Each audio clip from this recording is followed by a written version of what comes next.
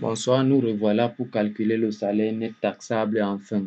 Je pense que c'est la dernière base à calculer pour commencer à éditer déjà nos rubriques de retenue salariale.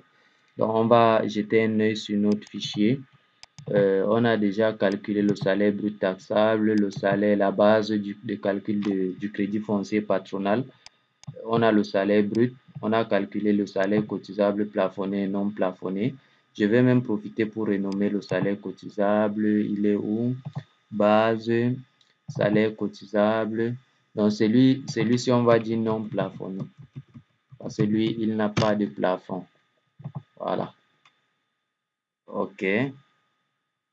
Revenons pour faire le point. Donc, il nous manque le salaire net taxable. Ici, voici la formule. Le salaire net taxable égale au salaire brut taxable qu'on a déjà, fois 0,7. Bon, d'autres préfèrent faire moins 30% du salaire brut taxable, mais ça revient à faire fois 0,7. Donc, moins PVID, moins 41 167. Pourquoi 41 167?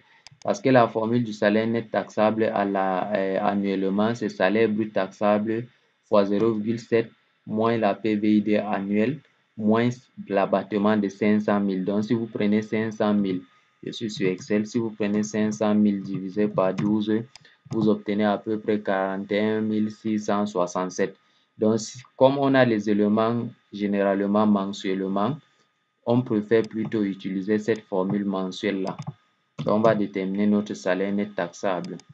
Allons-y rapidement. Je vais faire plus, calcul toujours. Je vais dire SN qui est taxable. Donc, salaire net taxable. Ici, je vais mettre ça dans base. Je supprime celui-ci. Et puis, j'insère une constante. Je vais insérer quelle constante? Je vais insérer le salaire taxable définitif. Donc, c'est celui-ci qui est notre salaire brut taxable. Donc, on va faire fois 0,7. Donc, j'insère fois 0,7. Une chose très importante, ici, l'ordre de priorité que vous connaissez en mathématiques n'existe pas. Avec ça, si vous faites peut-être plus 100 avant de faire fois, il va d'abord faire plus 100 avant de faire fois. Il ne va pas faire fois. Donc, je vais prendre un exemple palpable. Supposons qu'on fasse plus peut-être 50 ici. Ensuite, on insère une autre valeur, on fait fois 2. En réalité, il ne va pas faire 50 fois 2 avant de faire plus le salaire brut taxable. Non.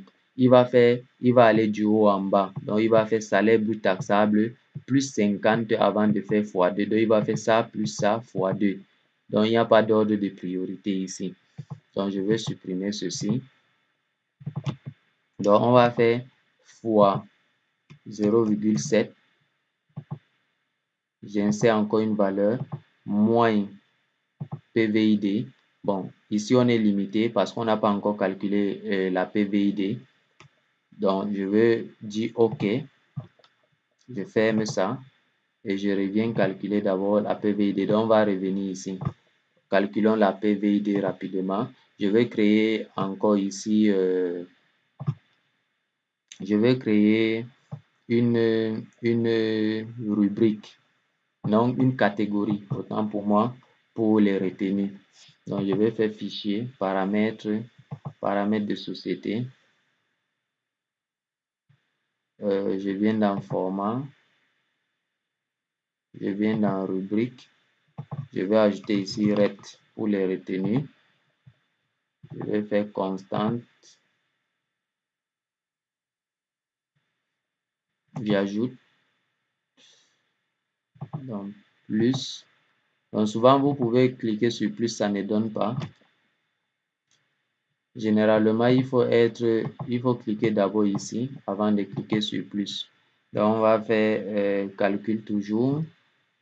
Oui. La PVID égale au salaire cotisable. Donc, on va jeter un œil. PVID ici égale au salaire cotisable plafonné fois 4,2. Donc, ici, on va dire PVID. Donc, on va dire pension vieillesse, invalidité. On va mettre ça dans retenue, dans RET. On va supprimer ceci. On va insérer notre salaire cotisable plafonné, donc celui-ci. Insérer une valeur d'un fois 0,042, 4,2, c'est ça. Oui, ok. Donc ici on arrondit rien, on va arrondir à la fin. Donc on a notre PVD ici. On pourra donc revenir sur notre salaire net taxable. Donc ici on va faire moins la PVD. Donc on va cliquer ici. Puis on va aller choisir cette PVD. Moins la PVD. On insère.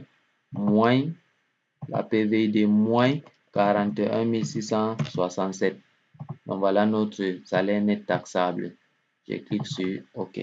Donc on a donc notre salaire net taxable. Je vais jeter un coup d'œil. Donc on a calculé le salaire net taxable. On a le salaire brut pour la RAF. On a le salaire de base pour la TDL. On a le salaire brut taxable pour le crédit foncier. On a le salaire, la base de calcul du crédit foncier patronal. On a le salaire brut aussi ici. On a les différents, donc on a toutes les bases. Donc ce qui nous reste maintenant, c'est de calculer nos impôts sur salaire et nos retenues salariales. Sur ce, on va se dire à la prochaine vidéo.